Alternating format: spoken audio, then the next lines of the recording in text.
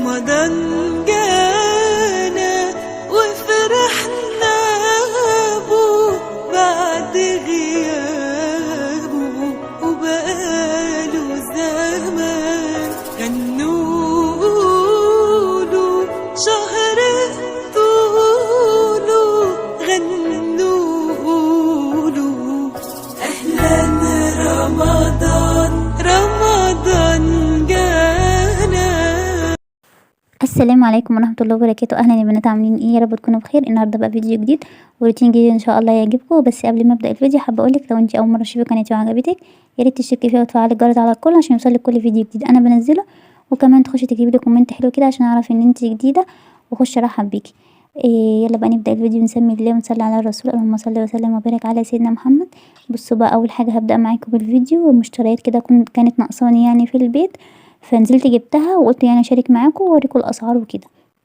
اول حاجه جبتها ايه؟ جبت القوطه كيلو ونص ب10، وجبت كمان خيار. الخيار كان عامل 12 جنيه، جبت نص كيلو ب6، وجبت كمان فراولة ب15، جبت 2 كيلو ب30، وكمان جبت فلفل. الفلفل كان عامل 15، جبت نص كيلو بس.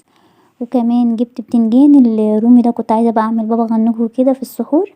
البتنجان دوت كان عامل 5 جنيه، جبت كيلو ب5. وكمان كان ناقصني بس كده نوع مكرونة كده اللي هي مكرونة تحمير، جبت كيسين. الكيس كان عامل 10 جنيه. بس كده دي المشتريات بتاعت النهاردة. وكمان جبت طحينة نسيت اقولكوا، جبت بجيب ب10 يعني لما بروح بقول انا عايزة ب10 بس طحينة. بس كده هي دي بس المشتريات بتاعت النهاردة. النهاردة بقى هعمل معاكم ايه؟ هوضب معاكم غرفة النوم. بصوا انا النهاردة معزومة عند ماما، فمش هعمل اكل النهارده ولا هعمل اي حاجه، طبعا بقى معزومه عندها. فلما صحيت من النوم كده اشتريت الحاجات اللي كانت ناقصاني ديت بس كده، عشان ما كانش عندي الطماطم وما كانش عندي حاجات السلطه وكده يعني عشان السحور. فنزلت جبتها. وكمان قلت بقى نظبط كده بقى الاوضه قبل ما امشي. انا كان النهارده كنت عايزه اشيل الملايه بتاعه السرير. كنت عايزه اغيرها يعني وكده، واشيل بقى المفرش القطيفه ده بقى. خلاص الجو بقى حر يعني الجو بقى دفى يعني مش زي الاول، فهشيله بقى واغسله بقى. وبعد كده بقى بحطه بقى في العلبة الكرتونة بتاعته يعني بقى وعينه. ان شاء الله بقى على خير بقى، نطلعه السنة الجاية ان شاء الله على خير.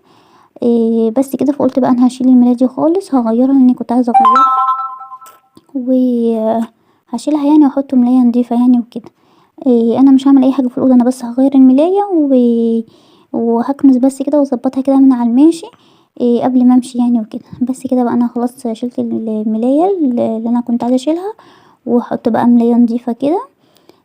وهظبط بقى الاوضه. انا النهارده زي ما قلت لكم انا معزومه عند ماما، فقلت بقى اخلص اللي ورايا قبل ما انزل عشان اروح لها كده. ولما اجي تبقى الدنيا رايقه من حواليا، انا كنت مخلصه المواعين من بالليل. بس بقى زي ما قلت لكم كنت مخلصه المواعين من بالليل بعد السحور كده، فقعدت شويه فخلصت يعني عشان عارفه ان تاني يوم بقى مش هعمل حاجه وكده، واروح لماما من الصبح فميبقاش في حاجه ورايا. فمخلصه المواعين ومشطبه المطبخ من بالليل وسايباه نضيف. بس قلت بس هصحى الصبح هظبط بس مكان ما احنا كنا نايمين وهغير الملايه وخلاص على كده يعني، عشان عايزه اروح لها من الصبح بقى وهقعد معاها طول اليوم. طبعا بقى هي مش عازماني انا لوحدي، عازماني انا واخواتي وجوازات اخواتي وكده يعني، كل واحده وجوزها. فقلت بقى اصحى من النوم الصبح بقى اروح لهم من بدري عشان اقعد معاهم بقى واقضي معاهم طول اليوم. عشان في بقى اللي هيمشي من اخواتي هيمشي بعد الفطار، في يعني اللي مش قاعدين هنا يعني مش ساكنين هنا في نفس المنطقه.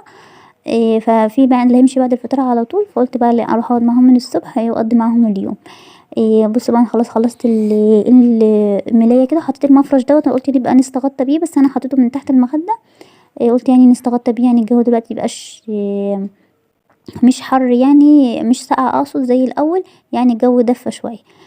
بصوا بقى انا شلت كل السجاد اللي في الاوضه عشان انا عايزه اغسل السجاد. وزي ما قلت لكم الجو بقى دفى يعني عادي بقى لو مشينا على الارض كده وما فيهاش سجاد ولا اي حاجه. فانا حبيت بقى ان انا اشيل السجاد كله بتاع الاوضه وركنته على جنب عشان هبدا بقى اغسله ان شاء الله، واغسل معاه كل حاجه واوريكم كل حاجه انا بعملها. وهبدأ معاكم يعني تنظيفات العيد وكده ان شاء الله. فشلت بقى كل السجاد حطيته على جنب بره، وهبدأ بقى اكنس الأوضة. بس انا هكنسها بس زي ما قلتلكوا انا عايزة اعملها على الماشي، مش عايزة ان انا مش بتنظيف عميق ولا حاجة، انا بس عايزة اظبطها كده. فكنستها طبعا مطرح بقى ما شلت السجاد، فكان في بقى تراب مطرح السجاد وكده.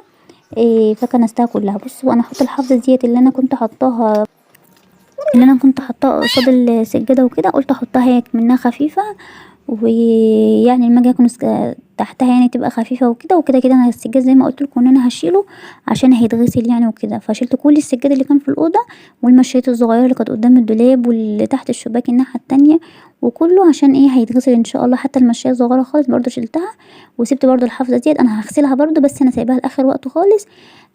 واغسلها يعني فيه، لان الحافظة كده زي ما انتوا عارفين مش زي السجاد غسيل بقى ودعيك وكده. لا الحافظة يعني ايه مجرد بس هتتنقع يوم وليلة وخلاص، وهتتنشر وخلاص. بس كده زي ما قلتلكوا انا شلتها وحطيتها بس في نص الأوضة. هبدأ بقى امسك التسريحة. كانت برضو عايزة المعها كده، شلت كل حاجة من عليها وهبدأ بقى المعها وارص كده كل حاجة عليها من اول وجديد، على نظافة يعني وكده. بس هو اللي انا بعمله في الأوضة بس تلميع وترويق بس كده من على الماشي. فتحت الشبابيك طبعا، مفتحة الشبابيك من قبل ما اعمل اي حاجة. قلت بقى اتدخل كده الهوا كده والشمس، الجو حلو اليومين دول يعني، عايزة اقولكوا احلى طبعا من الايام اللي فاتت. فشايفاه يعني الى حد ما كويس. فقولولي بقى انتوا الايام دي بقى عاملين ايه في الجو دوت، ولبستوا ولادكوا ايه يعني في الوقت دوت اللي احنا قاعدين فيه دوت، اللي هو الوقت الحالي يعني ملبسين عيالكوا ايه.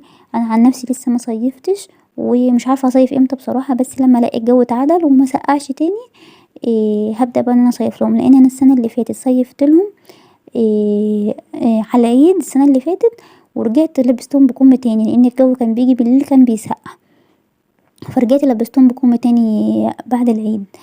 فانا السنه دي مش عارفه اعمل ايه بصراحه، بس لو لقيت الجو حلو هصيف، لقيت الجو يعني لسه يعني ساقعة وكده، فلا انا هخليهم زي ما هما لحد ايه ما هبتدي بقى ايه الاقي الجو يعني حلو.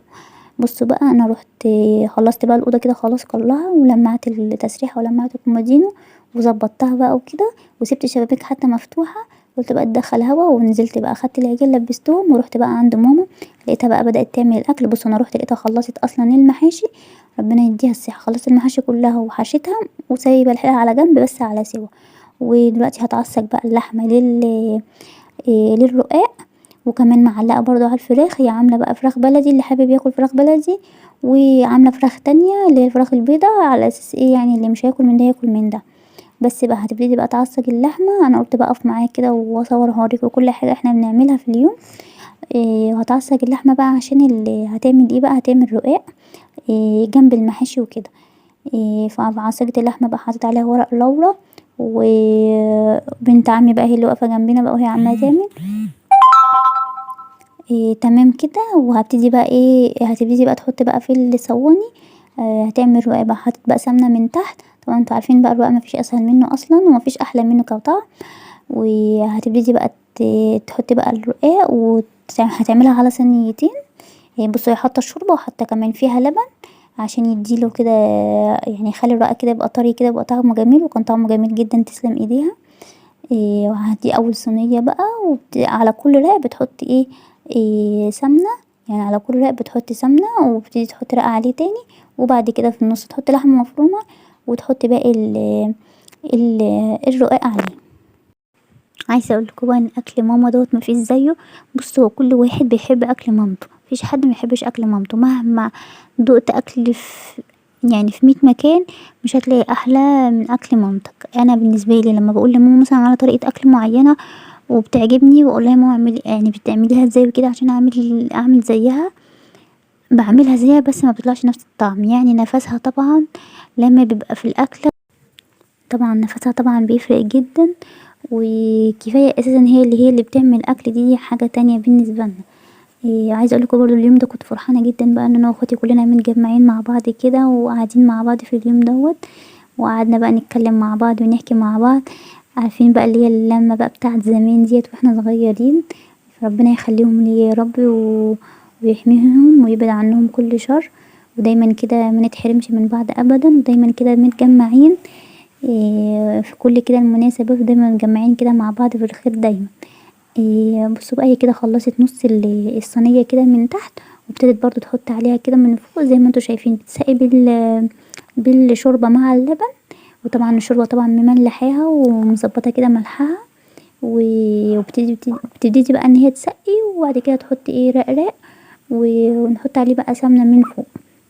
تمام كده خلصنا الصينية ديت، وكمان هتعمل الصينية اللي جنبها. يبقى كده خلصنا بقى الرق وخلصت المحاشي. انا روحت اساسا لقيتها زي ما قلت لكم خلصت المحاشي، وكده برضو خلصت الرقاق، وسلقت بقى الفراخ هتطلعها بس تحطها في التتبيله وتحطها بقى في الفرن. بصوا بقى الرقاق بعد ما خلص، انا بقى طلعت ونزلت بقى لقيتها خلصته وسويته وطلع، فقلت لها بقى هاتي صوره. ده بقى منظره بعد ما طلع، بصوا شكله اصلا يعني جوع. انا دلوقتي بتفرج على الفيديو اصلا جوعت.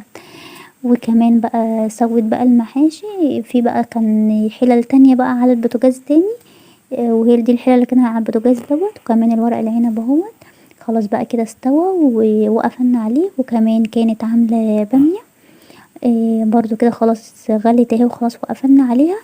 دلوقتي بقى خلاص جه بقى وقت الاذان. قبل الاذان كده بحوالي 10 دقايق ابتدينا بقى ان احنا نغرف ونطلع بقى ونحول كده ونطلع على السفرة كده. بس ده بقى الفيديو بتاعي النهارده، يا رب يكون عجبكم. ان شاء الله بقى استنوني فيديو جديد. مع السلامة.